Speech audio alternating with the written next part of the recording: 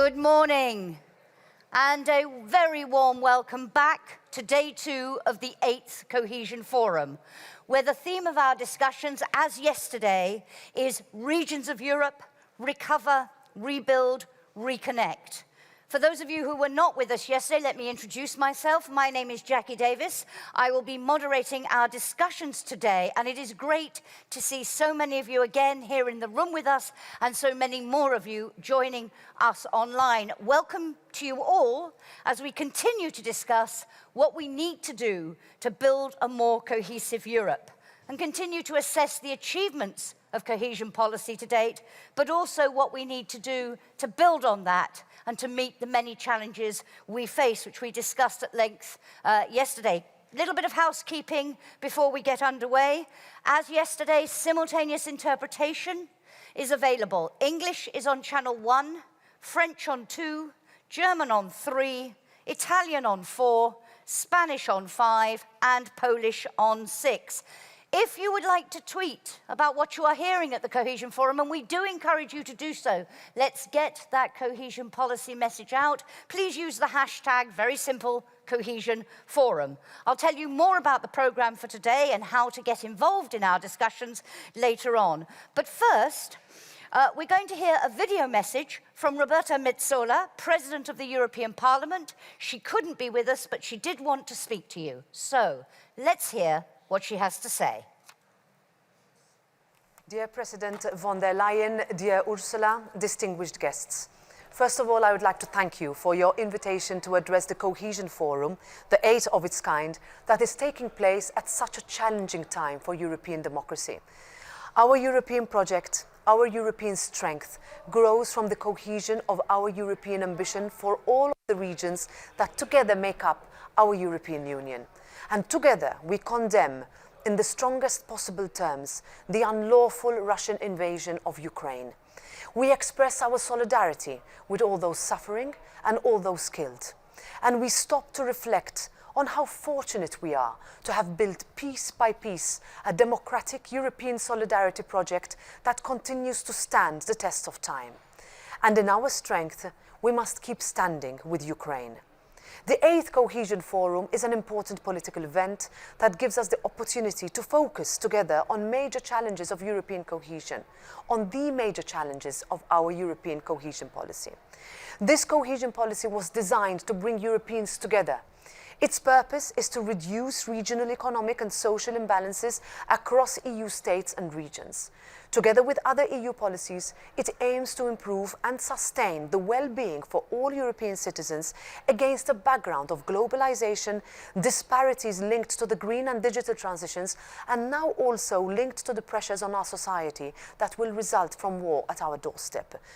EU cohesion policy investments made through the European Regional Development Fund, the European Social Fund and the European Cohesion Fund have allowed regions of our Union to invest and reach a greater level of economic development. These investments have created quality employment and the modernization of infrastructures. But it has also provided much more. During the COVID pandemic, it was through the structures of our cohesion policy that we were able to respond quickly to a crisis and make additional funding available and readily accessible. This helped member states and regions to address the crisis. It is a testimony to the flexibility and resilience of the cohesion policy, which is rooted in a spirit of solidarity. Thanks to the cohesion policy, health disparities have shrunk across the EU. Citizens in less connected parts of our Union have greater access to quality medical care, thanks to investments in hospitals, medical equipment and training. And far beyond from being a bankrolling investment tool, the cohesion policy provides real opportunities to millions of European citizens that otherwise would be inaccessible. It allows the unleashing of real cross-border European potential. Of course, as the 8th Cohesion Report clearly shows, big challenges still remain. Capital regions perform better than other regions. Across the EU, we see higher GDP and employment growth in large metropolitan areas where growing economic activity and employment are more concentrated. And higher population density in such metropolitan areas will lead to problems in the long run in sustainable urban planning and environmental policies. Upon International Women's Day last week, we flagged that in the less economically developed regions of Europe, the gender gap is officially as high as 17%. This is unacceptable that women in less prosperous regions are so much disadvantaged when compared to men and compared to women in other regions. A gap in quality education also remains high and needs urgent action. Hand in hand with member states, we need tailored education programs to address this issue. Basic broadband access is almost universal in the EU, but very high-speed connections are only available to 1 out of 6 rural residents. IT infrastructure investments alone do not automatically lead to higher growth rates, but they increase access to knowledge and education. In future, our cohesion policy will have to be more flexible and help boost innovation. We must invest in our people throughout their lives. Training at the later stages of life is as important, also in order to give people a chance to seek employment and to keep up with emerging sectors of our economy in a rapidly transforming technological, green and digital age. With pressure on energy sources resulting from Russia's war on Ukraine, Europe will need to be ready for that change. Territorial cooperation, a key part of our cohesion policy, will strengthen our communities further. After the COVID pandemic, we had hoped to focus primarily on collectively reconstructing the cohesion of our economies. Ahead of this, however, we now need to act to protect peace in Europe and to defend our democratic values. As President of the European Parliament, I am immensely proud of our unity and our ambition to stand up tall against aggression in every region across the European Union. So thank you for the work you do every day for our democracy. Following on your fruitful discussions yesterday, I wish you further interesting discussions and debates today and cohesion in your dialogues. Thank you. President of the European Parliament there, Roberta Metsola, and underlining the importance of cohesion policy and its achievements, both since its inception and then in relation to the COVID-19 pandemic. We talked about that yesterday, and of course now facing the war in Ukraine and its consequences. Also highlighting the challenges for cohesion policy itself. We'll be discussing some of those in relation to the green transition, the digital transition, later on today. But it's now my pleasure to introduce a second video message, this time from Ursula von der Leyen, President of the European Commission. Again, because of the situation in Ukraine, she couldn't be with us, but she sent us this video. So, let's hear what she has to say. Distinguished guests, Commissioner Ferreira, dear colleagues, millions of Ukrainians are seeking shelter in the European Union, torn from their families and country by Putin's bombs. The scenes of war are devastating. But the images of European citizens welcoming refugees show another picture. They show hope. Ukraine and the European Union have never been closer. Until Ukrainians can safely return home and rebuild their independent and democratic country in peace, we will welcome and support them, because they are part of our European family. And this is why last week the European Commission put forward CARE. This package of cohesion action for refugees makes cohesion funds available for member states. This will help them to build reception centers, for example, mobile hospitals and schooling for children.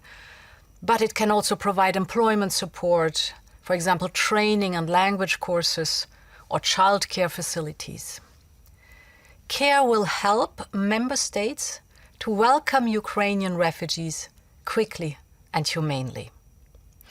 And for me, this is a truly inspiring example, because it shows what a difference cohesion policy can make, both as a short-term response to crisis and a long-term investment in democratic resilience.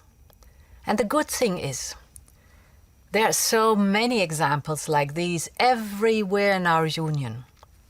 from our pandemic response, for example, where cohesion funds supplied ventilators, hospital beds, and medical equipment, but also to the green transition.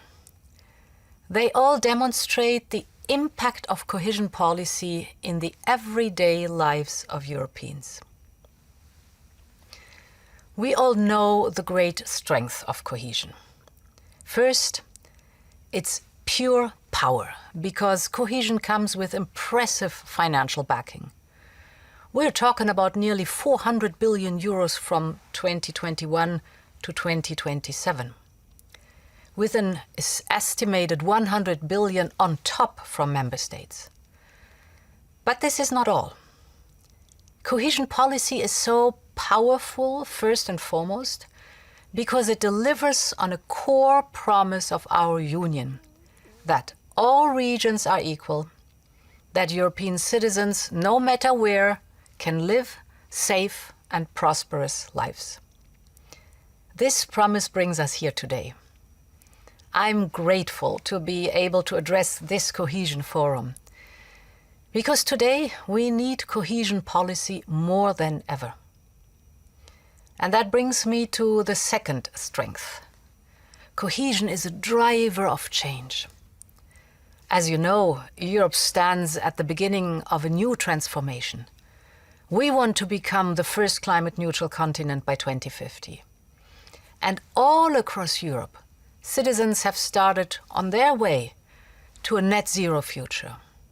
They want to live in greener cities and breathe fresh air. And they want to have a real choice between working, for example, in the city or the countryside. Cohesion policy will help to make this transformation happen. Just remember the 1970s. Back then, money from cohesion funds supported European coal and industrial regions in their necessary transformation. Where coal was once mined, we built universities and science centers. This attracted talent, and with talent came innovation. New roads and airports connected towns and businesses across the single market. Many of these regions became globally competitive. Cohesion policy has done it before, and we will do it again.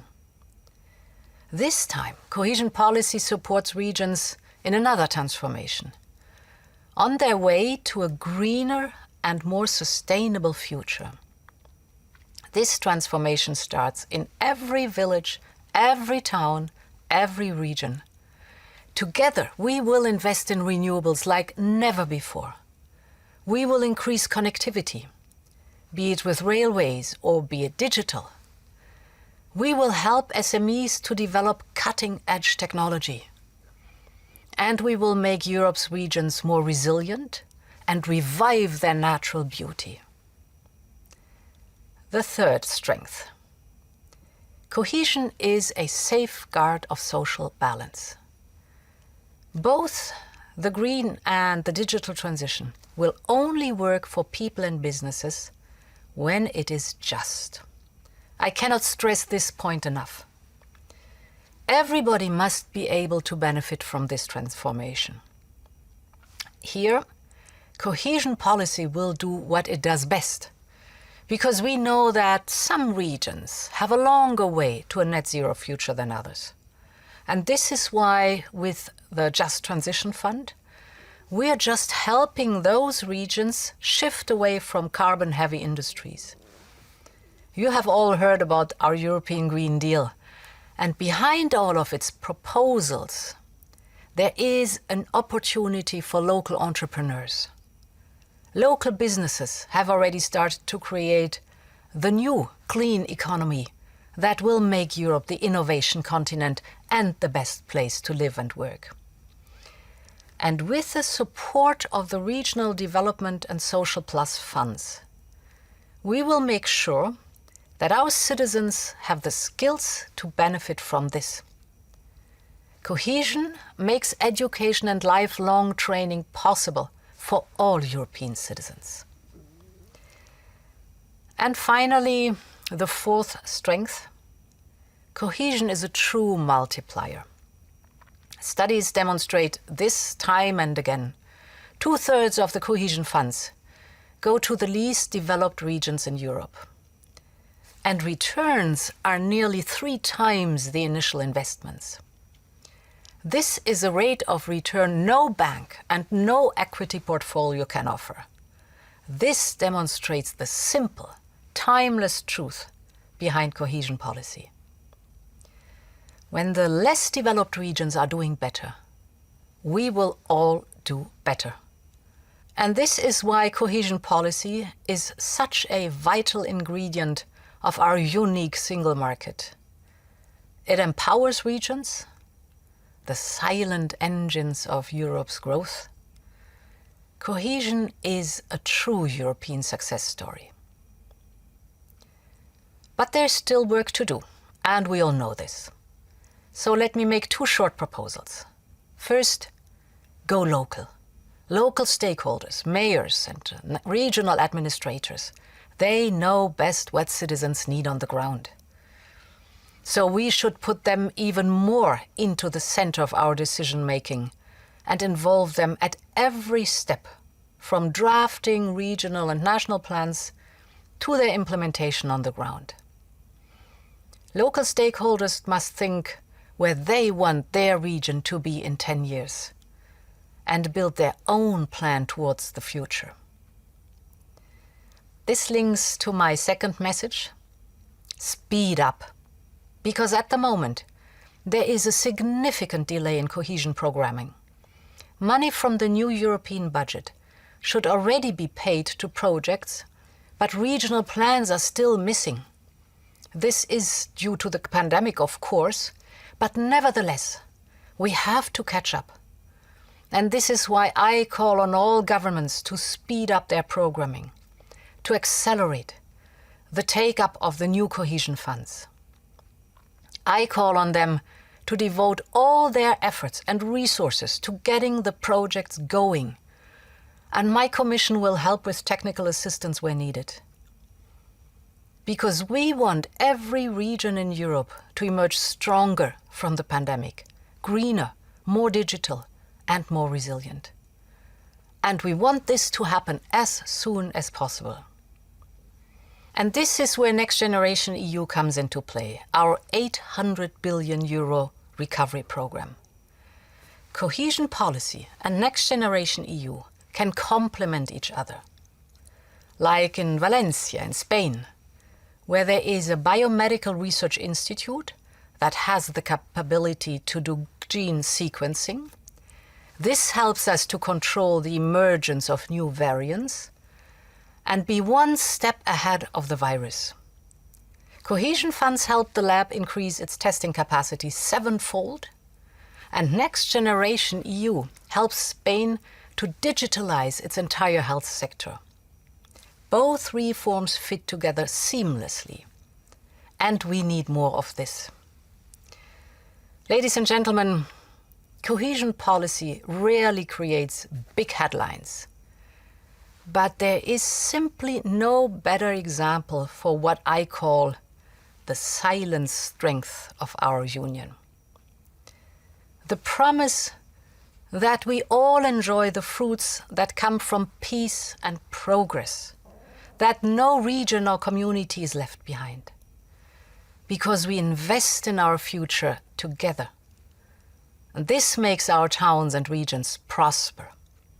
Cohesion policy is the instrument of choice for all regions to reap the benefits of our new European growth model.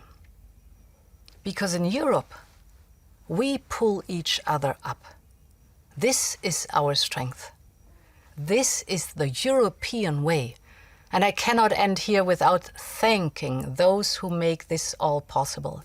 Local and regional authorities, city associations and mayors, small enterprises and NGOs from across our union. Your work has a direct positive impact on the everyday lives of European citizens. You make European funds count in cities and villages everywhere in our union. Thank you very much. Ursula von der Leyen there, ladies and gentlemen. The silent strength of our union, the importance of cohesion policy, that true success story, she called it. We're going to talk later. She talked about it as a driver of change. And we're going to look at how it can and is helping to drive change, both in the green transition and in the digital transition later on. But it's now my pleasure to welcome back on stage Elisa Ferreira, European Commissioner for Cohesion and Reforms, to introduce our next keynote speaker. Commissioner.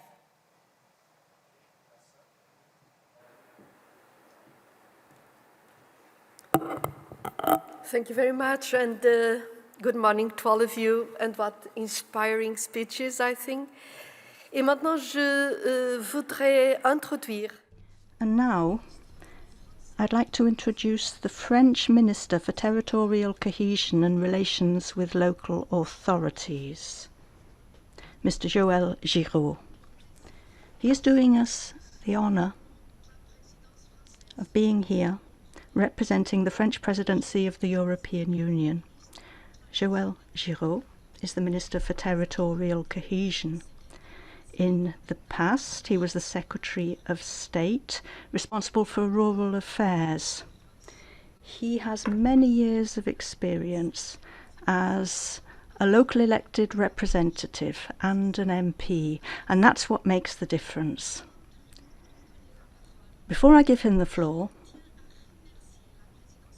I'd like to thank the French Presidency of the European Union for the events that have been organised on the subject of territorial cohesion, the cohesion policy, and the informal ministerial conference for ministers responsible for cohesion, the opportunity for a discussion on the measures that need to be taken to be more effective in our fight against territorial disparities. It was an extremely important discussion. Thanks again to the French Presidency for having organised it. I'd also like to thank the French Presidency for the rapidity with which discussions on the Commission's initiative to tackle the refugee crisis have been put in place. The CARE initiative. The French Presidency put this initiative straight at the top of its list of priorities.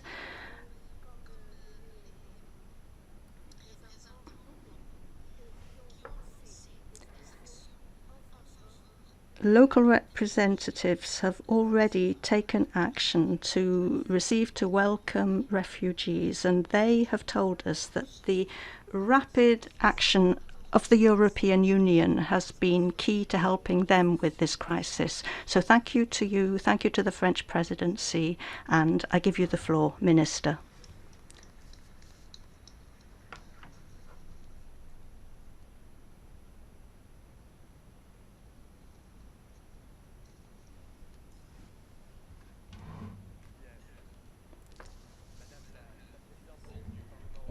President of the European Parliament, President of the European Commission.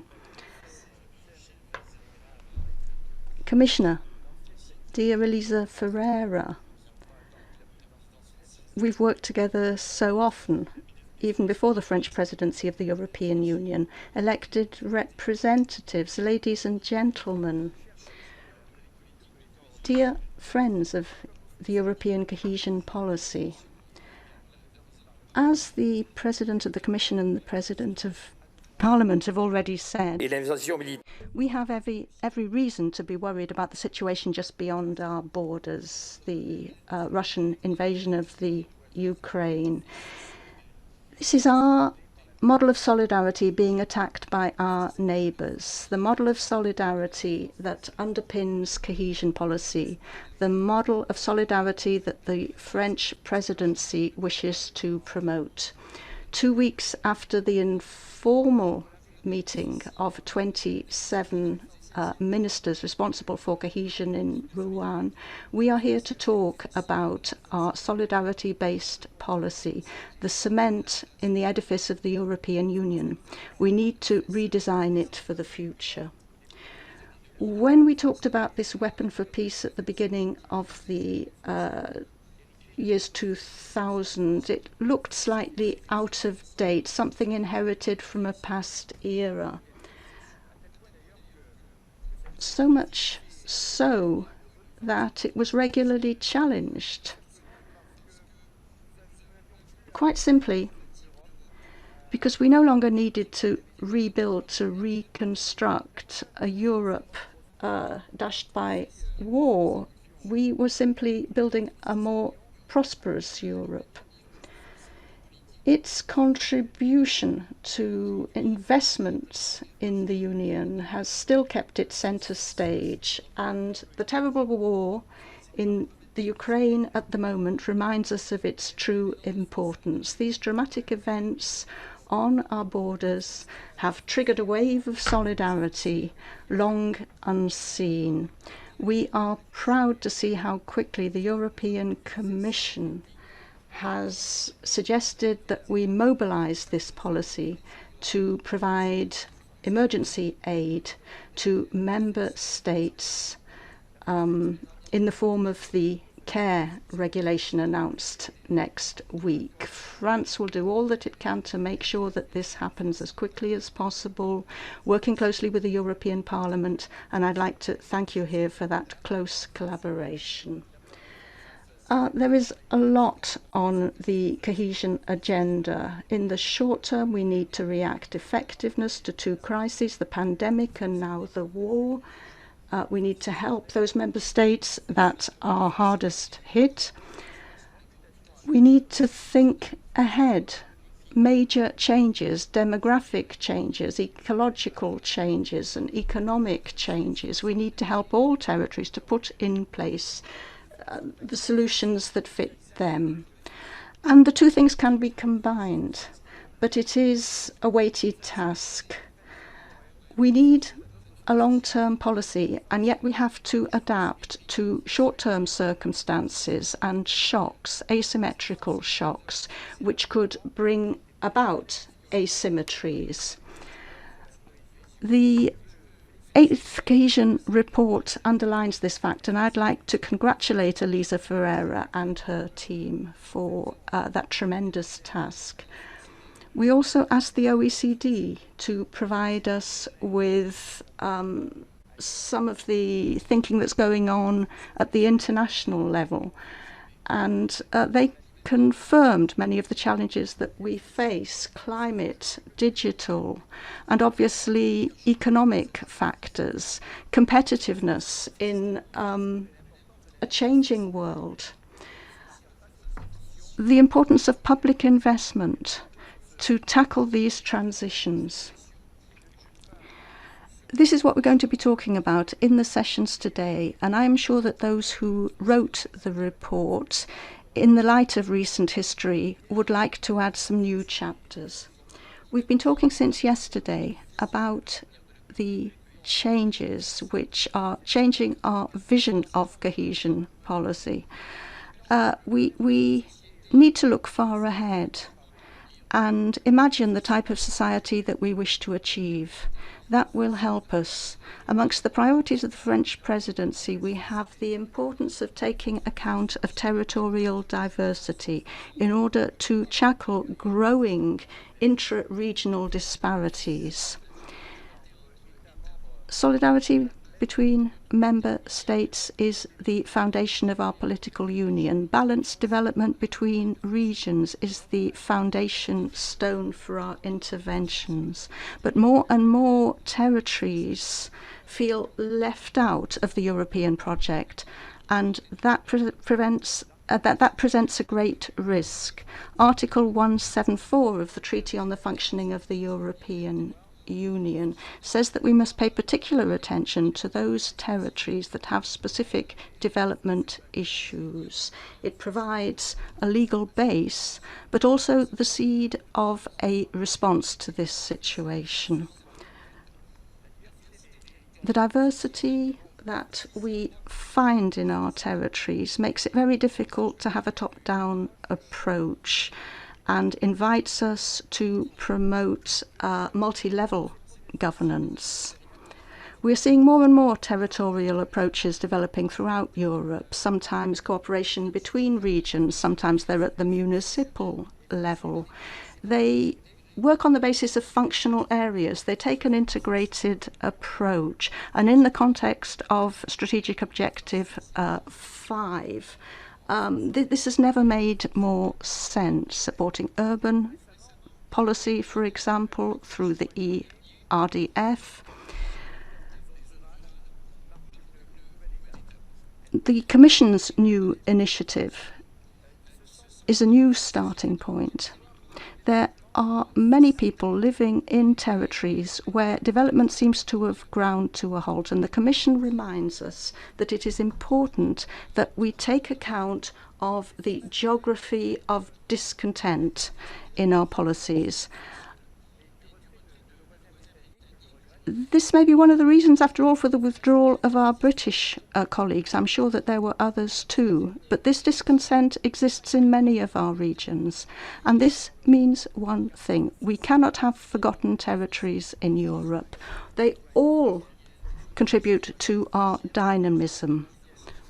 Some residential, some having a vocation to develop tourism. We have a great variety, but nobody must feel abandoned by Europe, and no citizen must turn their back on Europe. We need to defend the very motto of the European Union, unity and diversity. At this stage in our work, between the informal ministerial in Verona and the Cohesion GAC, which is to come, with the cooperation of all parties,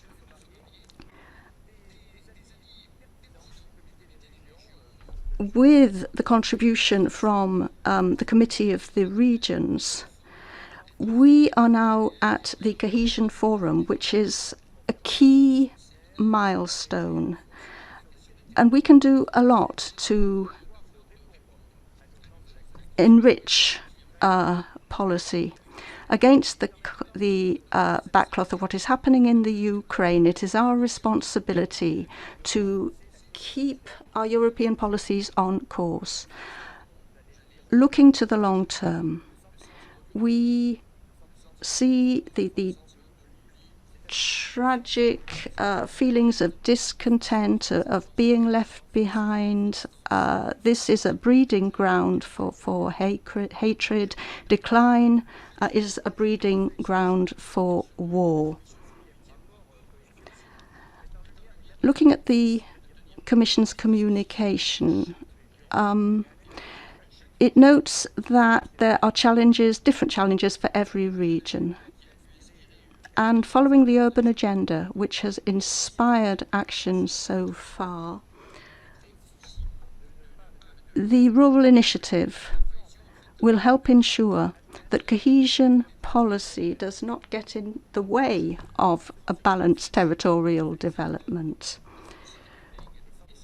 Capacity building is also a major factor, and we must work on it to adapt our aid mechanisms and go beyond financial support for investment. Issues such as readability, consistency will be extremely important if our common political objectives are to be achieved. Ladies and gentlemen, the last 2 years and the events that we face today challenge our continent, but Europe has managed to stand together and adapt a common position, tackling these challenges to the very foundations of our unity and the value of our European project, social cohesion, territorial cohesion. They are values. And we have a dedicated union policy for them involving all local actors so that all local citizens can recognize the value of this European policy. This Cohesion Forum is a demonstration of a Europe based on solidarity and unity. I hope that this second day will involve fruitful discussions. They are more necessary than ever to strengthen the resilience of our territories and the sovereignty of Europe. Thank you all. Thank you very much indeed for those inspiring words and that phrase you used at the beginning, that solidarity-based policy is the cement at the foundation of our European Union. You talked about more and more regions feeling left behind. In our conversations today about the green and digital transition, we want to really address that issue and look at how we make sure that they do not feel left behind and that we tackle this potential for a geography of discontent, as you've called it and the Commission has called it. Lots to come back to. Thank you to all of you for a very inspiring start to our discussions. But ladies and gentlemen, the inspiration does not stop there, because I am delighted we're going to hear from two distinguished professors to provide some more context for our discussions today before we move to our first panel. And I'm extremely honoured to welcome to the stage Joseph Stiglitz, the 2001 Nobel Prize winner in economic sciences. He's a full professor at Columbia University, chief economist at the Roosevelt Institute, and many, many more things, too numerous to mention, and I don't want to steal his speaking time. So, Professor Stiglitz, thank you so much for joining us today, and sir, the floor is yours.